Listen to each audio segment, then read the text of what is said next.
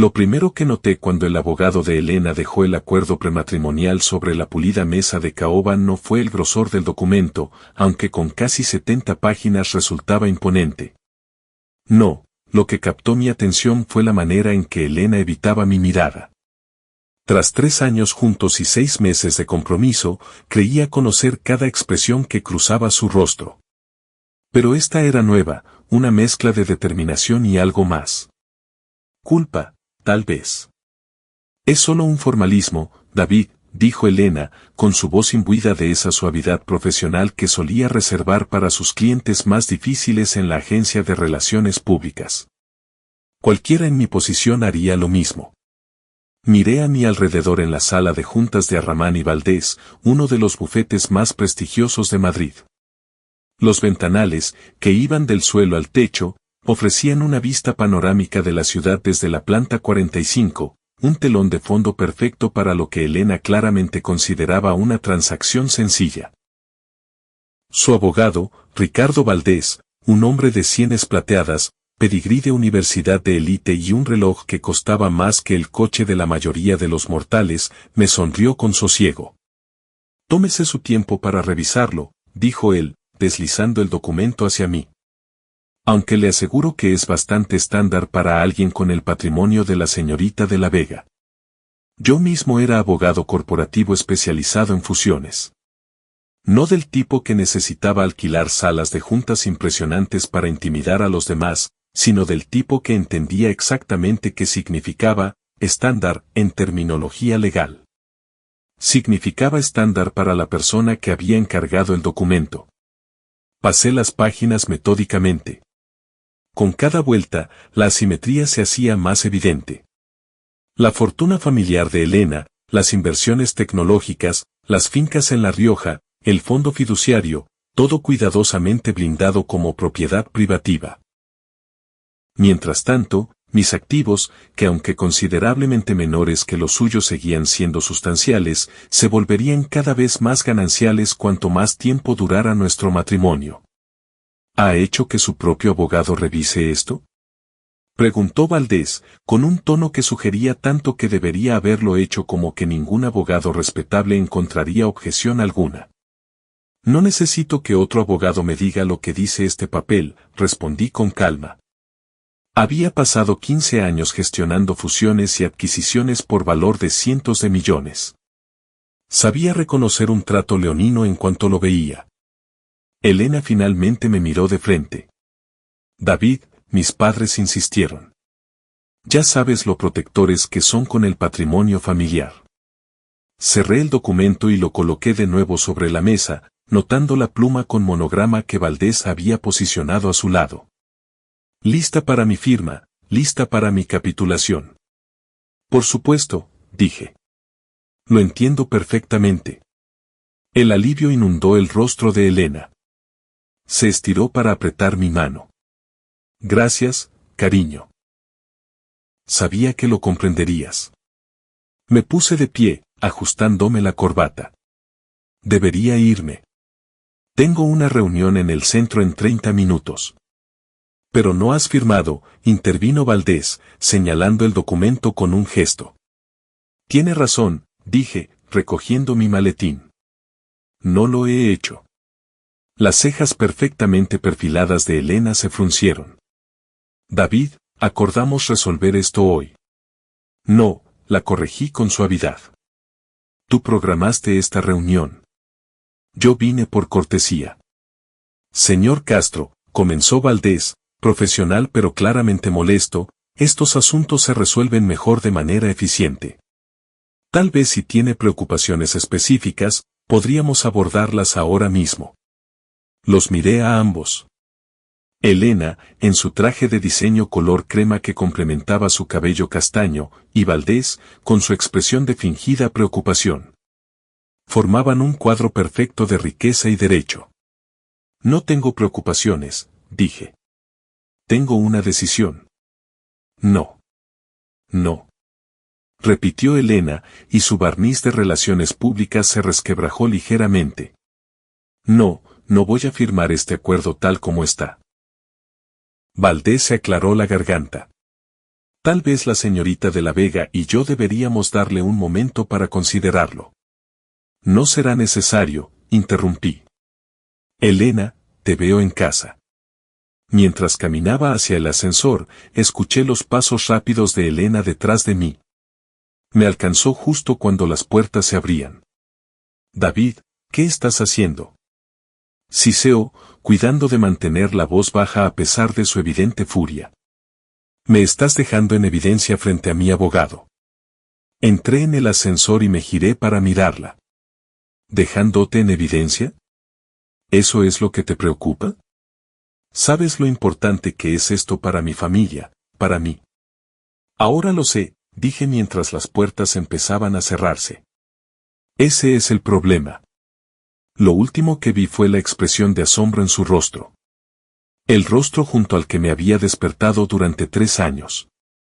El rostro que había planeado ver cada mañana por el resto de mi vida. No fui directamente a casa esa noche. En su lugar, me dirigí al Gijón, un bar de la vieja escuela en el centro donde los camareros sabían preparar un buen old fashioned y la clientela era discreta. Necesitaba pensar. Mi teléfono vibraba constantemente. Elena. Sus mensajes evolucionaron de la confusión a la rabia y luego a la súplica en el transcurso de 2 horas.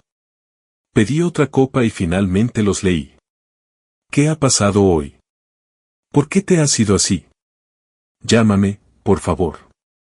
Mi abogado cree que estás siendo poco razonable. David, esto no es propio de ti. ¿De verdad vas a tirar por la borda lo que tenemos por esto? Estoy preocupada. Llámame. El último tenía una marca de tiempo de hacía apenas 5 minutos. Dejé el teléfono boca abajo sobre la barra. Problemas en el paraíso. La voz provino de 2 taburetes más allá.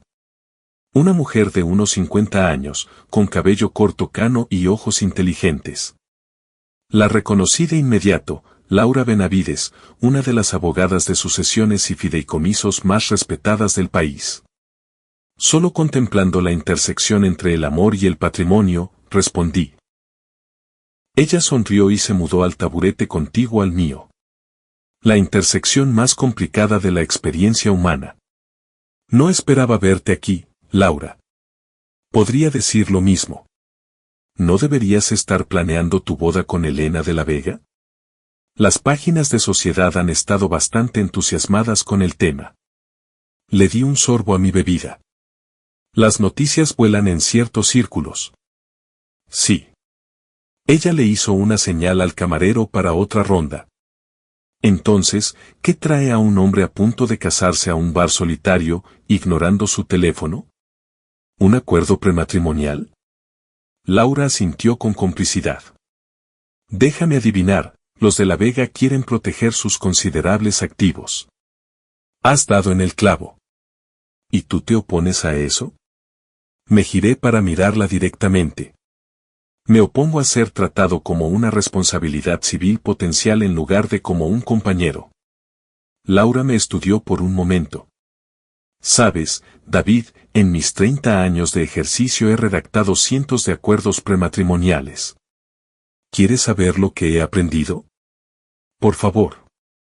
Nunca se trata realmente del dinero. Se trata de la confianza, o de la falta de ella.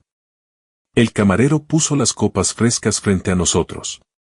Le di las gracias y consideré las palabras de Laura.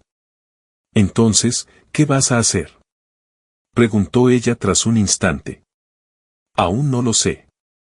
Pero incluso mientras lo decía, me di cuenta de que no era del todo cierto. Una idea se había estado gestando en mi mente desde que salí de aquella sala de juntas. Bueno, cuando lo sepas, dijo Laura, sacando una tarjeta de visita y deslizándola hacia mí, dame una llamada. A veces, un abogado de fideicomisos es exactamente lo que necesitas, especialmente cuando la confianza es lo que falta. Me guardé su tarjeta en el bolsillo. Puede que haga precisamente eso. Para cuando llegué a nuestro piso en el barrio de Salamanca, pasaban de las 11. Las luces seguían encendidas. Elena estaba esperando. Estaba sentada en el salón, todavía con su ropa de trabajo, con una copa de vino intacta en la mesa frente a ella. Tenía los ojos enrojecidos. ¿Dónde has estado?, preguntó en voz baja mientras yo dejaba las llaves. Pensando. ¿Durante 6 horas sin responder a mis llamadas o mensajes? Me quité la chaqueta y me aflojé la corbata. Sí. Elena se levantó, perdiendo finalmente la compostura. ¿Pero qué demonios, David? Te vas de la reunión, desapareces todo el día y todo lo que puedes decir es, sí. ¿Qué te pasa? Podría hacerte la misma pregunta, respondí, manteniendo mi voz nivelada. ¿En qué estabas pensando, Elena? Ese acuerdo es completamente unilateral. Es una protección estándar para ti, la interrumpí. No para nosotros, no para mí. Ella respiró hondo, tratando visiblemente de recuperar el control.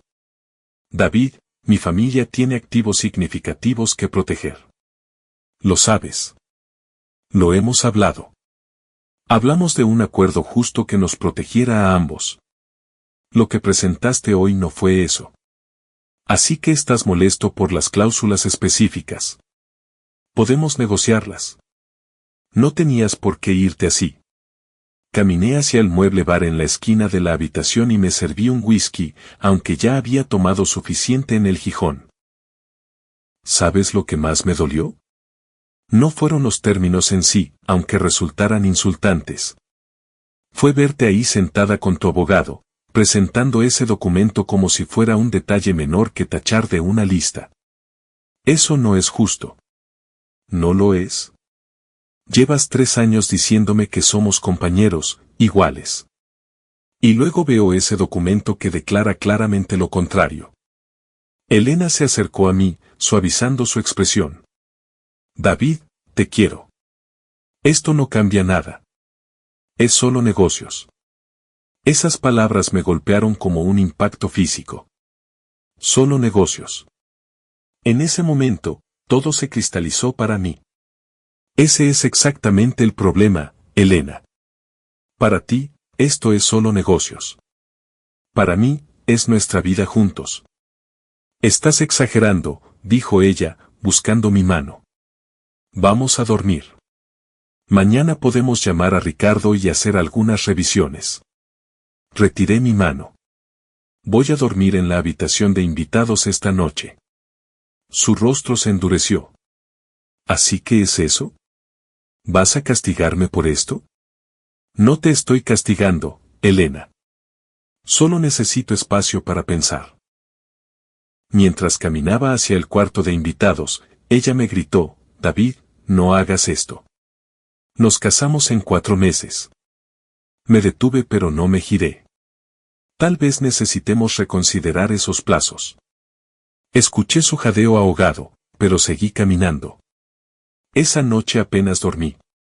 En su lugar, tracé planes. A la mañana siguiente, me fui antes de que Elena despertara.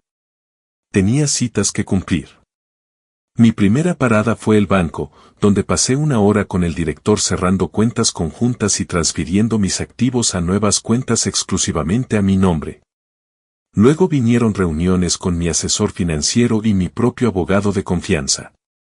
Al mediodía, había ejecutado la primera fase de mi plan. A la 1, llamé a Laura Benavides. Eso ha sido rápido, dijo ella cuando su asistente me pasó la llamada.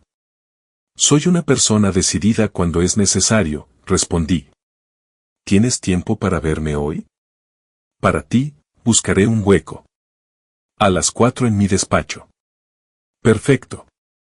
Pasé las horas intermedias haciendo más llamadas, moviendo más activos. Años de trabajo en derecho corporativo me habían enseñado cómo moverme rápida y eficientemente cuando era preciso. El despacho de Laura era sobrio pero elegante, muy parecido a ella. Escuchó sin interrupciones mientras le explicaba lo que quería hacer. Un fideicomiso de legado familiar, reflexionó ella cuando terminé. Irrevocable y con condiciones de transferencia específicas. Es agresivo, David. Básicamente estás poniendo una parte significativa de tus activos fuera del alcance de Elena de forma permanente. Esa es la idea. Eres consciente de que esto es exactamente lo que su contrato intentaba hacer, solo que a la inversa. Negué con la cabeza. No, hay una diferencia fundamental. Su acuerdo fue presentado como un ultimátum después de 3 años. Esto es mi respuesta ante una demostración clara de falta de confianza. Laura se reclinó en su silla. Y si os reconciliáis, estos activos seguirán en el fideicomiso. Si nos reconciliamos, será en igualdad de condiciones. Este fideicomiso no me protege de Elena. Me protege de la versión de Elena que piensa que un contrato unilateral es solo negocios. Ella asintió lentamente. Puedo tener los papeles listos para mañana. Pero David, ¿estás seguro? Es un paso trascendental. Estoy seguro. Muy bien, entonces. Tomó unas notas en un bloque legal. Una cosa más, una vez hecho esto, no es fácil deshacerlo. ¿Estás preparado para las consecuencias? Pensé en el rostro de Elena en aquella sala de juntas, en la forma casual en que había descartado mis preocupaciones, en la incomprensión fundamental de lo que la unión significaba para mí. Sí, dije con firmeza. Estoy preparado. Cuando regresé a casa esa tarde, Elena estaba esperando. Pero esta vez no estaba sola. Ricardo Valdés estaba sentado junto a ella en nuestro sofá, con su maletín abierto sobre la mesa de centro. David, dijo Elena, levantándose al verme entrar. Ricardo ha traído un acuerdo revisado para que lo discutamos. Dejé las llaves y miré de uno a otro. Has traído a tu abogado a nuestra casa. Después de lo de ayer, pensé que ayudaría que Ricardo explicara algunos detalles legales, respondió ella, con un tono razonable, conciliador. Valdés se puso en pie y extendió su mano. Señor Castro, creo que empezamos con mal pie. Tal vez podríamos comenzar de cero. Ignoré su mano extendida. Elena, ¿podría hablar contigo en privado? Cualquier cosa que tengas que decir, puedes decirla frente a Ricardo. Él está aquí para ayudarnos. No, dije con firmeza. Él está aquí para ayudarte a ti. Y el hecho de que no veas la diferencia es exactamente el problema. Valdés se aclaró la garganta. Tal vez debería darles un momento. No será necesario, interrumpí. No voy a discutir ningún acuerdo esta noche. La compostura cuidadosamente mantenida de Elena empezó a resquebrajarse. David, estás siendo irracional. Ricardo ha hecho cambios significativos basados en tus quejas. Mis quejas no eran sobre cláusulas específicas, Elena. Eran sobre lo que todo este proceso revela sobre nosotros, sobre ti. ¿Qué se supone que significa eso? La miré directamente a los ojos. Significa que yo también he estado pensando hoy, y actuando. ¿De qué estás hablando? Había una nueva nota en su voz, incertidumbre. Señor Castro, intervino Valdés, cualesquiera que sean los pasos que esté contemplando, le aconsejo encarecidamente que no tome decisiones apresuradas en un momento emocional. Me reí, genuinamente divertido por su intento de intervención. Eso es gracioso viniendo del hombre que esperaba que yo firmara un documento de 70 páginas sin una revisión adecuada ayer mismo. David, basta. Estalló Elena. ¿Qué has hecho? Me he protegido, dije simplemente. Tal como tú intentaste hacer. El color desapareció del rostro de Elena. ¿Qué quieres decir? Significa que he transferido mis activos a un fideicomiso. Desde hace 4 horas, están seguros, independientemente de lo que pase entre nosotros. El semblante profesional de Valdés flaqueó. ¿Usted hizo qué? Ya me ha oído, respondí con calma. Ahora, le agradecería que abandonara mi casa, señor Valdés. Elena y yo necesitamos hablar a solas. Valdés miró a Elena, quien asintió con la mirada perdida. Él recogió sus papeles rápidamente. Llámame mañana, le murmuró antes de salir apresuradamente. Cuando la puerta se cerró tras él, Elena se volvió hacia mí con furia. ¿Cómo te atreves? Te quejas de mi contrato y luego vas a mis espaldas y escondes tus bienes. La diferencia es que yo estoy siendo transparente al respecto ahora. Tú presentaste lo tuyo como un hecho consumado. Esto es absurdo. Gritó ella, elevando la voz. Una rabieta infantil, un ojo por ojo. No, Elena, esto es autopreservación. Ayer me demostraste exactamente cómo ves nuestra relación, como un acuerdo comercial con cláusulas de escape. Simplemente me estoy ajustando a esa realidad. Se desplomó en el sofá y su ira dio paso a la conmoción. No puedo creer que hayas hecho esto. Créelo, dije, sintiéndome extrañamente tranquilo. Ahora tenemos una elección que tomar.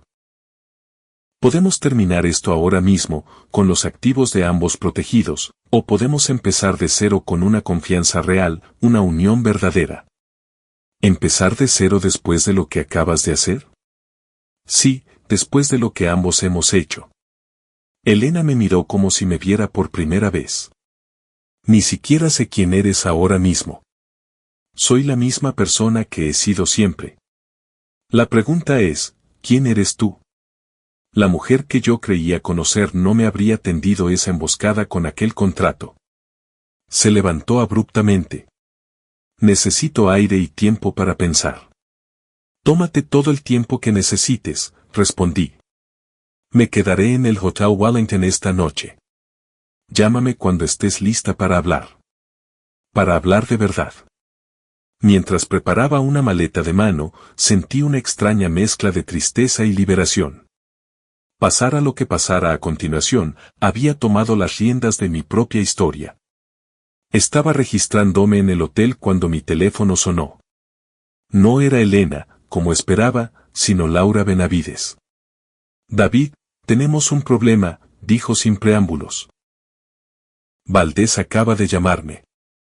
Amenaza con solicitar una medida cautelar de urgencia mañana por la mañana para congelar las transacciones del fideicomiso. ¿Bajo qué argumentos? Reclama una intención fraudulenta de privar a un futuro cónyuge de bienes gananciales. Es un argumento débil, pero podría causar retrasos y crear un rastro documental que no te interesa. Caminé hacia la ventana de mi habitación, mirando el perfil de Madrid bajo las luces nocturnas. ¿Puede ganar? Es poco probable. El fideicomiso es sólido. Pero David, esto se está poniendo feo muy rápido. Que se ponga feo, dije, sorprendiéndome por la dureza de mi voz. Elena quiere jugar duro. Bien. He pasado mi carrera lidiando con tiburones corporativos y adquisiciones hostiles. Puedo lidiar con una prometida furiosa y su abogado de ataque. Laura guardó silencio un momento. Esto no es un trato corporativo, David. Es tu vida. Tu futuro. Sí, asentí. Mi futuro. Y no le pertenece a Elena dictarlo bajo sus condiciones. Está bien, suspiró ella.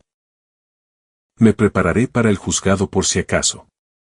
Pero David, intenta dormir un poco. Estas cosas siempre se ven distintas por la mañana. Pero no dormí mucho. En su lugar, trabajé enviando correos a colegas de confianza, haciendo más arreglos. Para el amanecer, había alineado a mi propio equipo legal, no solo Laura, sino especialistas en derecho de familia y planificación patrimonial. A las 8:30 de la mañana siguiente, mientras tomaba café en el restaurante del hotel, mi teléfono volvió a sonar. Esta vez era el propio Valdés. Castro, dijo, con su tono pulido reemplazado por una rabia apenas contenida. ¿Qué demonios ha hecho? Buenos días para usted también, Ricardo, respondí con calma. Pensé que mis acciones habían sido bastante claras. ¿Tiene idea del lío legal que ha creado?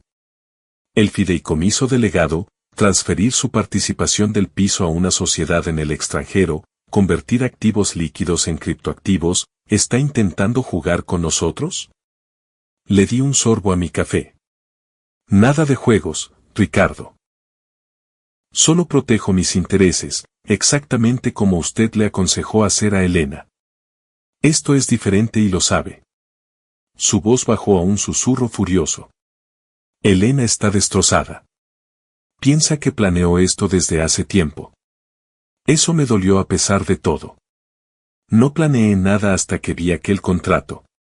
Ricardo, todo lo que he hecho ha sido reactivo, no preventivo. ¿Reactivo? Ha ejecutado una estrategia de protección de activos compleja en menos de 24 horas. Nadie se va a creer que esto fue espontáneo. Se sorprendería de lo que la gente motivada puede lograr, repliqué. Ahora, ¿tenía esta llamada algún propósito más allá de expresar su descontento? Hubo una pausa. Luego, el tono de Valdés cambió, volviéndose más medido. Elena quiere reunirse para hablar de esto cara a cara. ¿Dónde y cuándo? En nuestro despacho. Hoy al mediodía. Me reí entre dientes. No. Terreno neutral. El Real Jardín Botánico, junto a la Puerta de Murillo. A las 3. Esto no es una negociación, Castro. Ahí se equivoca, Ricardo. Esto es exactamente una negociación. Solo que ya no es una en la que usted tenga todas las cartas. A las 3. Solo Elena. Sin abogados. Otra pausa. Esta vez más larga. Casi podía oírlo sopesando sus opciones, dándose cuenta de que tenía menos de las que pensaba. Está bien, cedió finalmente. Se lo diré. A las 3. Pero David, si estás usando esta reunión para herirla más de lo que ya lo has hecho, te lo juro, ahórrese las amenazas, Ricardo. A diferencia de usted, yo no necesito posturas. Dígale a Elena que estaré allí, y que estaré dispuesto a escuchar si ella también lo está. Colgué y pedí la cuenta. Tenía preparativos que hacer antes de verla. Esa conversación lo determinaría todo. El jardín botánico estaba tranquilo en esa tarde de jueves.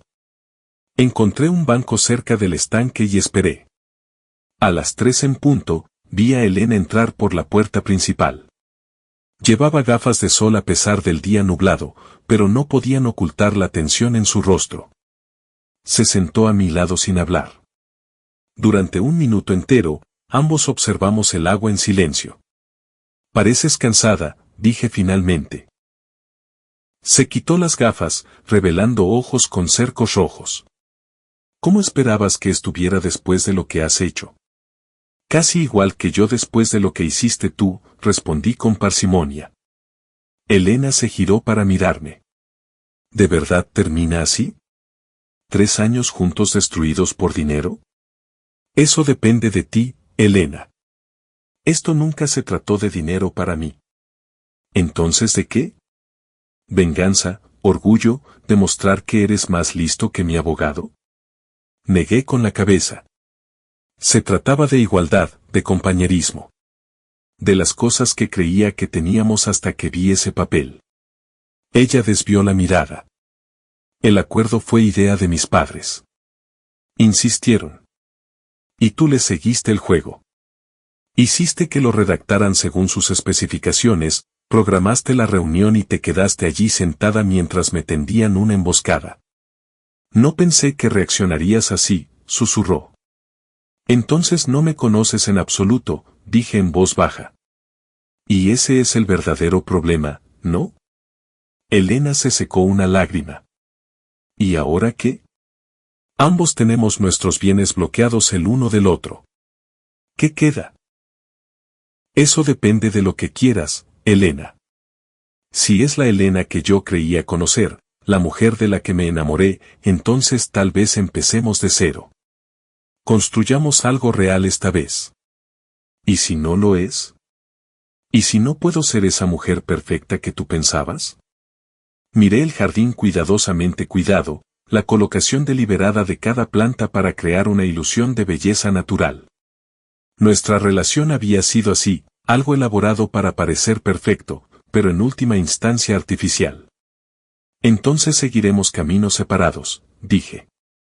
Sin dramas, sin espectáculos públicos. Ambos tenemos lo que queremos protegido. Elena soltó una risa amarga. Has pensado en todo, ¿verdad? En todo no, admití. Nunca pensé que estaríamos aquí teniendo esta conversación.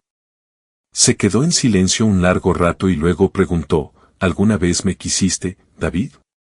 ¿De verdad? La pregunta me tomó desprevenido. Claro que sí. Todavía te quiero. Por eso dolió tanto. Entonces, ¿por qué no pudiste entender que el contrato no era personal? Era solo protección. Porque el amor no se trata de protección, Elena. Se trata de vulnerabilidad. Se trata de riesgo. Si no estás dispuesta a arriesgar nada, entonces ¿qué es lo que estamos construyendo realmente? Se levantó de repente. Necesito pensar en nosotros, en lo que quiero, en quién soy. Permanecí sentado. Tómate todo el tiempo que necesites. ¿Y el fideicomiso? ¿Los activos que moviste? Se quedan donde están por ahora, dije con firmeza, tal como asumo que el patrimonio de tu familia sigue protegido. Elena me miró desde arriba, con una mezcla de tristeza y algo más. Respeto, tal vez. Nunca había visto este lado de ti. Siempre estuvo ahí, respondí. Simplemente nunca me habías empujado lo suficiente como para encontrarlo. Ella sintió una vez, se puso las gafas de sol y se alejó. La vi desaparecer tras la verja del jardín, preguntándome si sería la última vez que la vería, y sorprendido por lo tranquilo que me sentía ante esa posibilidad. Al día siguiente, regresé a casa. Elena había dejado una nota diciendo que se quedaría con sus padres unos días. Aproveché el tiempo para recuperar la rutina, ir a trabajar, pasar por el gimnasio, llamar a amigos que había descuidado durante el intenso noviazgo con ella. Pasaron 3 días sin noticias. Al cuarto día, mientras revisaba documentos en mi despacho, sonó el timbre. Abrí la puerta para encontrarme, no con Elena, sino con su padre, Roberto de la Vega, un veterano de la industria que había amasado su fortuna en los inicios del sector financiero. Roberto era una figura imponente, alto, canoso y con el porte confiado de un hombre que no solía escuchar la palabra, no. Señor de la Vega, dije, genuinamente sorprendido. Esto es inesperado. David, respondió él con un gesto seco. ¿Puedo entrar? Me hice a un lado y lo conduje al salón. ¿Puedo ofrecerle algo de beber? No, gracias. Esto no llevará mucho tiempo. Se quedó de pie, examinando la estancia como si hiciera inventario. Técnicamente, este piso había sido comprado con fondos de los de la Vega, aunque Elena y yo habíamos contribuido a las reformas. Tengo entendido que Elena y tú estáis pasando por dificultades, comenzó, con tono medido. Es una forma de decirlo. Mi hija está muy disgustada. Le sostuve la mirada. Yo también lo estoy, Roberto. Él asintió, como si mi respuesta confirmara algo. Elena me enseñó el contrato y me explicó tus contramedidas. No dije nada, esperando. Fue un movimiento astuto, continuó él, sorprendiéndome, crear ese fideicomiso tan rápido, mover los intereses inmobiliarios. La diversificación en criptoactivos fue especialmente impresionante. Gracias, respondí con cautela. Pero dudo que haya venido aquí para admirar mis habilidades de planificación financiera. Roberto de la Vega sonrió levemente. No, no lo he hecho. He venido para entender al hombre con el que mi hija quiere casarse. El acuerdo prematrimonial fue idea mía, ya lo sabes. Me lo imaginaba. Elena se resistió al principio. Dijo que lo verías como una falta de confianza. Esa era información nueva. Lo hizo, o sí, muy fervientemente. Pero yo insistí. La riqueza de los de la Vega se remonta a 3 generaciones, David. He visto demasiadas fortunas diluidas por divorcios. Señalé el sofá. Tal vez debería sentarse después de todo, Roberto. Esto podría llevar más de lo que pensaba. Lo consideró y finalmente se sentó. Yo ocupé la silla frente a él. Lo que Elena no te dijo, continuó, es que yo tenía dos versiones del acuerdo redactadas. La que tú viste y una más equilibrada que protegía a ambas partes. Insistí en que ella presentara la versión agresiva primero como una táctica de negociación. Sentí una ira fría creciendo en mi interior. ¿Una táctica de negociación? Me estaba poniendo a prueba, por así decirlo. Sí. Tuvo la decencia de parecer ligeramente avergonzado. Quería ver cómo respondías bajo presión. Si simplemente firmabas para complacer a Elena o si mantenías tu posición. ¿Y el hecho de que creara el fideicomiso y moviera mis activos? ¿Qué le dijo eso? Roberto sonrió de par en par. Que eres exactamente el tipo de hombre que esperaba que fueras. Alguien que no se deja pisotear, ni siquiera por un de la Vega. Me puse de pie, demasiado agitado para seguir sentado. Así que todo esto fue una especie de prueba elaborada. ¿Tiene alguna idea del daño que ha causado? ¿Daño? Parecía genuinamente desconcertado. Simplemente he confirmado que mi hija se casa con alguien con agallas, alguien digno de unirse a nuestra familia. ¿Digno? Repetí con incredulidad. Roberto, esto no es la Edad Media. No estaba pidiendo la mano de su hija a un señor feudal. Tal vez no, concedió. Pero debes entender que el nombre de la Vega conlleva ciertas expectativas, ciertos requisitos.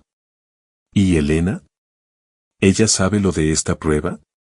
La expresión de Roberto se nubló un poco. No con esas palabras. Ella cree que estoy aquí para intentar reconciliaros. Cosa que está haciendo, pero solo porque he pasado su prueba.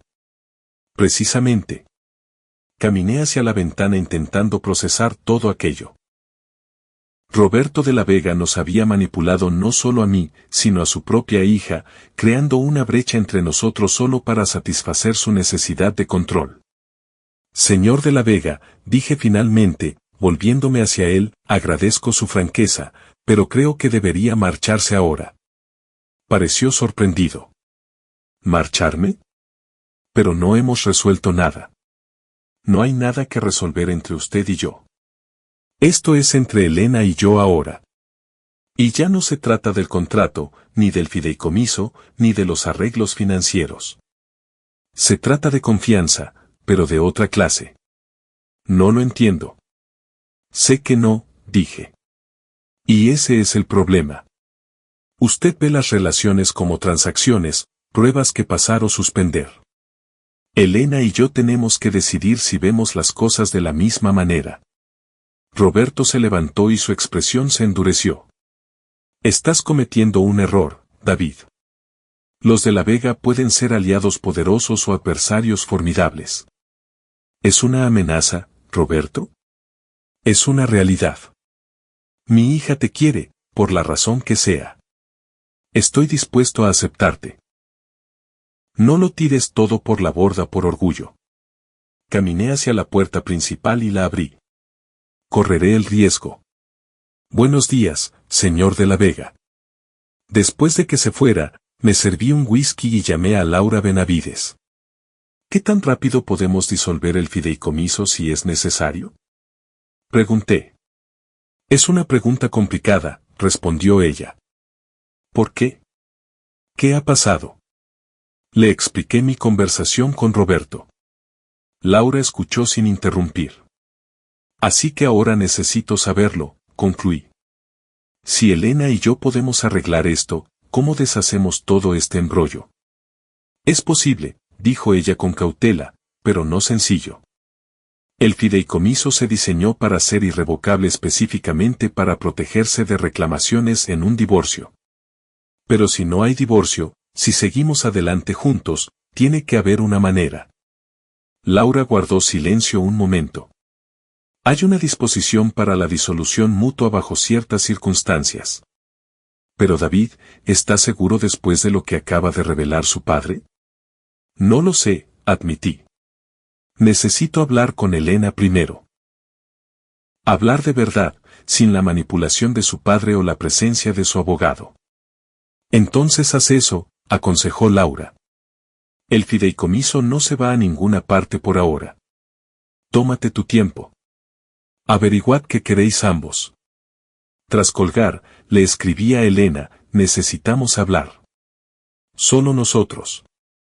Sin padres, sin abogados. Cuando estés lista. Su respuesta llegó casi de inmediato, mañana, a las 7, en casa. La tarde siguiente, preparé la casa para nuestra conversación. Quería que Elena se sintiera cómoda, que recordara lo que teníamos antes de que empezara toda esta maniobra legal. Puse flores frescas en el salón, abrí una botella de Barolo que habíamos descubierto en nuestro viaje a Italia el año anterior y esperé. Elena llegó puntualmente a las 7. Parecía agotada pero decidida mientras colgaba su abrigo. Gracias por venir, dije. Esta sigue siendo mi casa también, respondió ella, aunque sin mucha acritud. Nos sentamos en el salón y el peso de las palabras no dichas llenó el espacio. Finalmente, Elena habló. Mi padre me contó lo de su visita. Lo de la prueba que organizó sin mi conocimiento. Asentí. Me imaginé que lo haría. Lo siento, David. No tenía idea de que haría algo así. ¿Le crees cuando dice que todo fue una prueba? Elena dejó su copa. Sí y no. La parte de la prueba, sí, eso es puro Roberto de la Vega. Pero el contrato en sí era real. Él quería genuinamente esas protecciones. ¿Y tú? ¿Tú qué querías? Ella me miró fijamente. Yo quería casarme contigo. El acuerdo era un obstáculo que superar. Pensé que negociarías algunos cambios, llegaríamos a un compromiso y seguiríamos adelante. Nunca imaginé que te marcharías o que crearías ese fideicomiso. Me incliné hacia adelante. Elena, necesito saber algo. Si no hubiera habido contrato, ni presiones de tu padre, ¿qué clase de matrimonio visualizabas para nosotros? Ella pensó un largo rato antes de responder. Nos veía como compañeros, contribuyentes iguales, aunque las cifras financieras no fueran las mismas. Nos veía construyendo algo juntos, no solo protegiendo lo que traíamos por separado. Eso es lo que yo veía también, dije en voz baja. Entonces, ¿por qué estamos aquí? ¿Por qué ha pasado esto? Respiré hondo.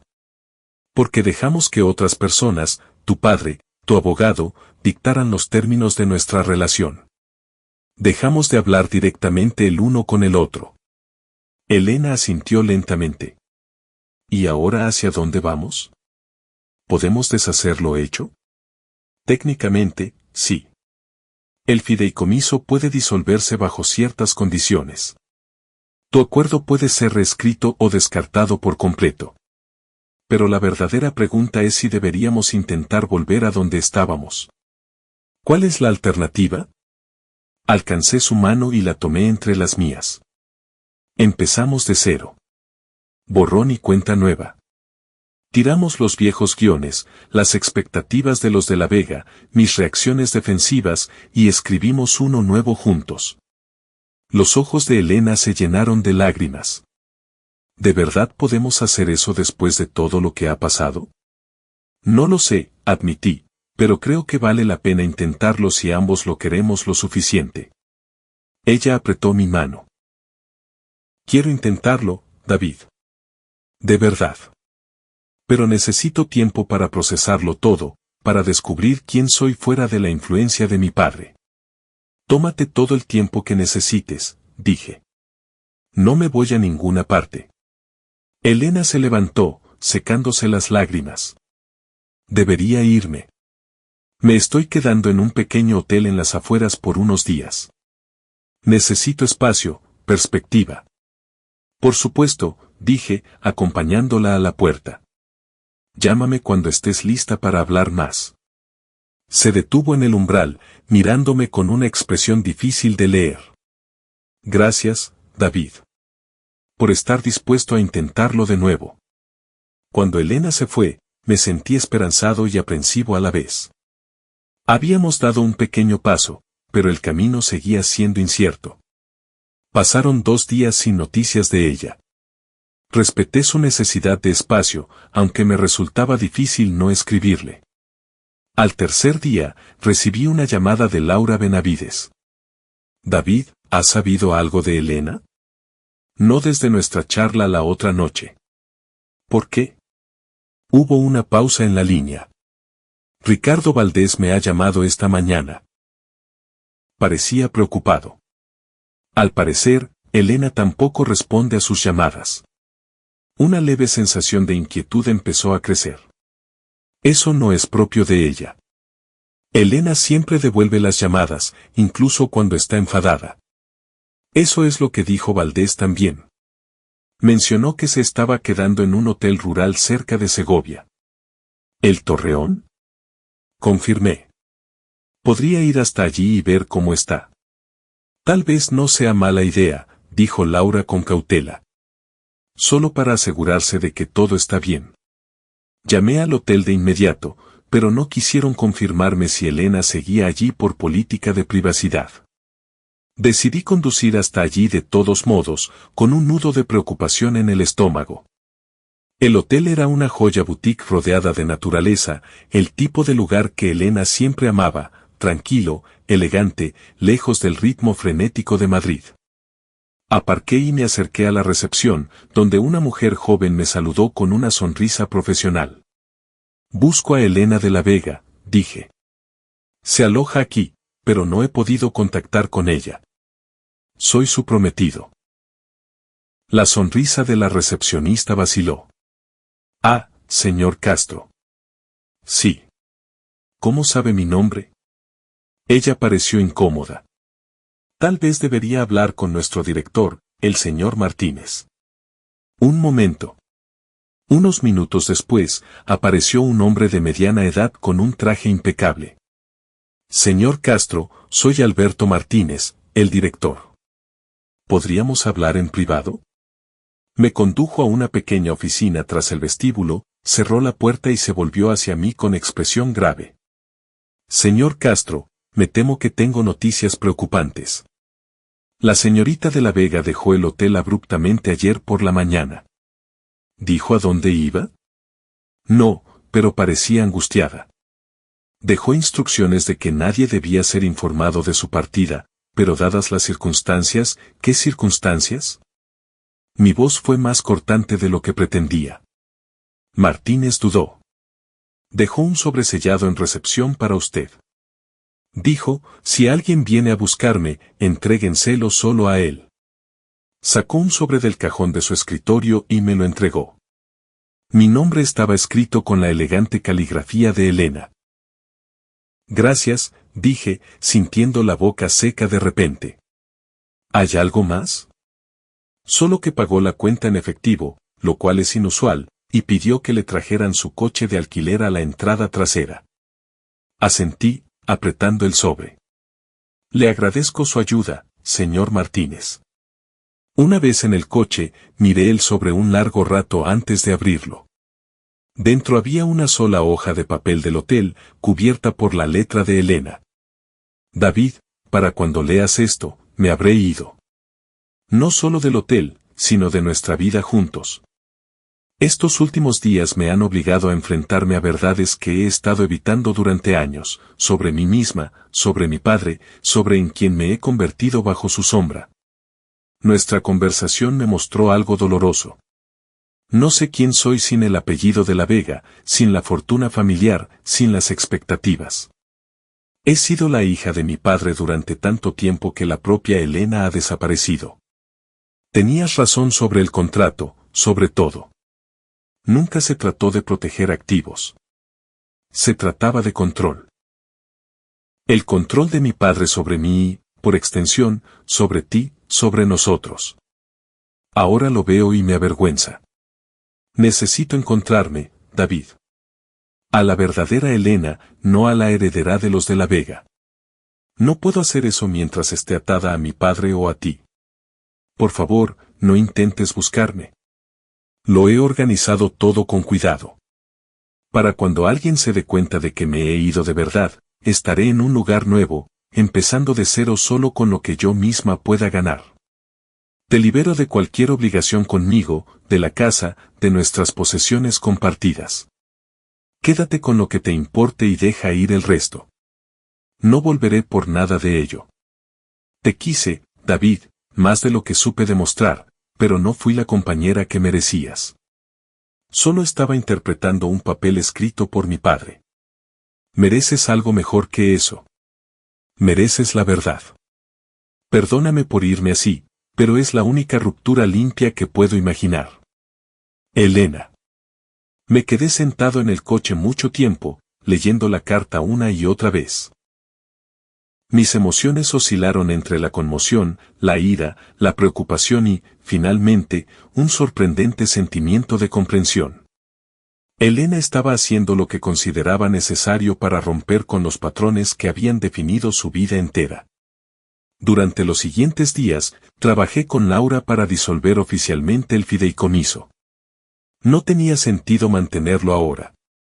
También me puse en contacto con Valdés, compartiendo lo que sabía de la partida de Elena. Él se mostró preocupado a nivel profesional, pero no especialmente sorprendido. Los de la Vega ya están gestionando la situación, me dijo. Roberto ha hecho circular la historia de que Elena se ha tomado un año sabático prolongado en el extranjero. Todo muy discreto. No la está buscando realmente, ¿verdad? Pregunté. No activamente, admitió Valdés. Roberto de la Vega no encaja bien el rechazo, ni siquiera el de su hija. Especialmente el de su hija. Pasaron las semanas. Poco a poco me ajusté a la ausencia de Elena, centrándome en el trabajo y recuperando los vínculos sociales que había descuidado. A veces me preguntaba dónde estaría, si habría encontrado lo que buscaba. Esperaba que sí. 2 meses después de su desaparición, recibí otro sobre. Esta vez por mensajería, sin dirección de remitente. Dentro había una nota breve. David, estoy a salvo y bien. He encontrado un trabajo que me desafía, amigos que no saben nada de los de la Vega y un pequeño apartamento que es realmente mío.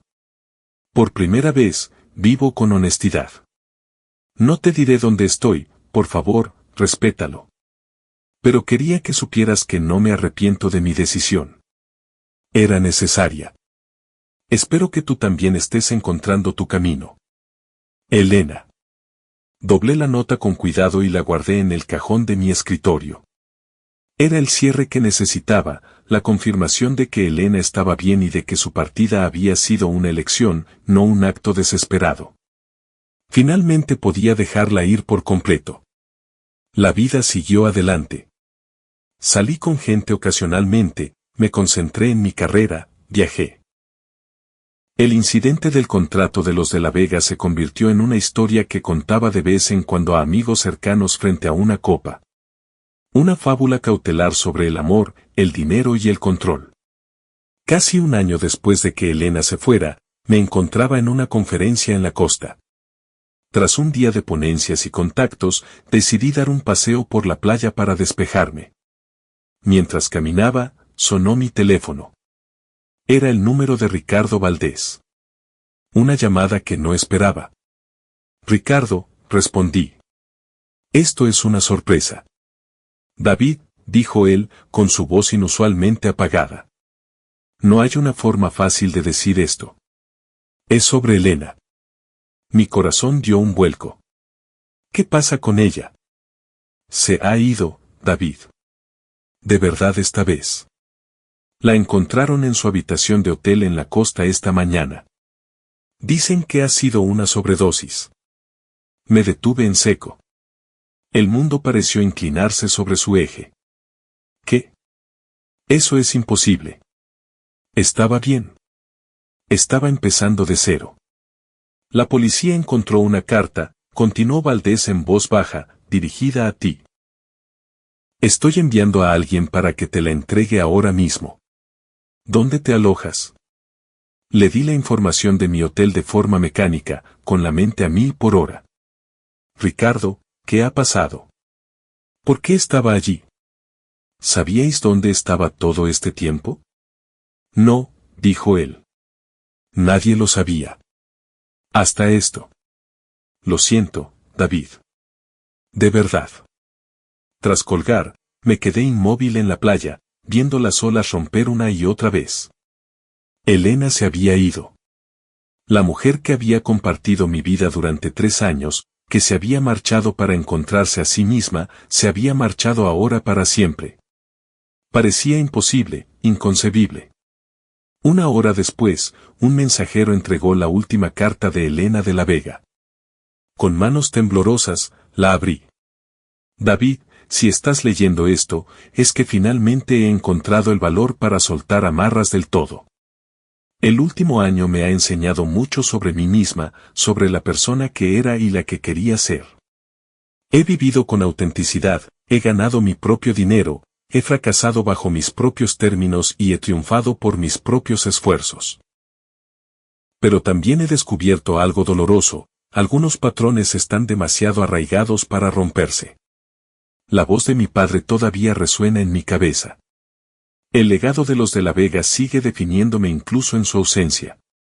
La semana pasada me encontró. Me abordó en la pequeña cafetería donde he estado trabajando y me ofreció volver a la familia si dejaba de hacer tonterías, como él lo llamó. Cuando me negué, me dijo que nunca sería nada sin el apellido y el dinero. Que yo no era nada por mi cuenta. Lo peor es que, por un momento, le creí. Y en ese momento, vi mi futuro, siempre huyendo, siempre luchando contra su voz en mi cabeza, siempre definida por la aceptación o el rechazo del legado familiar, pero nunca verdaderamente libre de él. No viviré así, David. No seré esa persona. Ni su marioneta, ni siquiera su rebelde. Elijo la libertad, la única clase de libertad que ahora veo posible. Quería que supieras que tenías razón desde el principio sobre el contrato, sobre mi padre, sobre lo que significa una unión real. Siento no haber podido ser la compañera que merecías. Espero que algún día encuentres a alguien digno del amor que tienes para dar. Por favor, no te culpes. Esta elección es solo mía. Quizás la única decisión verdaderamente independiente que he tomado en mi vida. Quería ganar en la vida bajo mis propios términos, pero necesitaba entender cuáles eran realmente esos términos. Adiós, David. Elena. Me quedé en la playa mientras el sol se ponía, con las últimas palabras de Elena grabadas en mi mente. Había buscado la libertad y solo había encontrado otra clase de prisión. Al intentar escapar del control de su padre, había descubierto cuán profundamente éste había dado forma a su propia identidad. Al día siguiente, asistí al pequeño servicio privado que la familia de la Vega organizó. Roberto de la Vega estaba rígido al frente, aceptando condolencias con una expresión gélida. Cuando me vio, algo parpadeó en sus ojos, reconocimiento, tal vez, de un compañero de duelo. O tal vez era algo más oscuro, culpa, arrepentimiento, el reconocimiento de su papel en la elección final de su hija. No hablamos. No quedaba nada por decir. Después, caminé solo por la orilla cerca del hotel donde Elena había pasado sus últimas horas.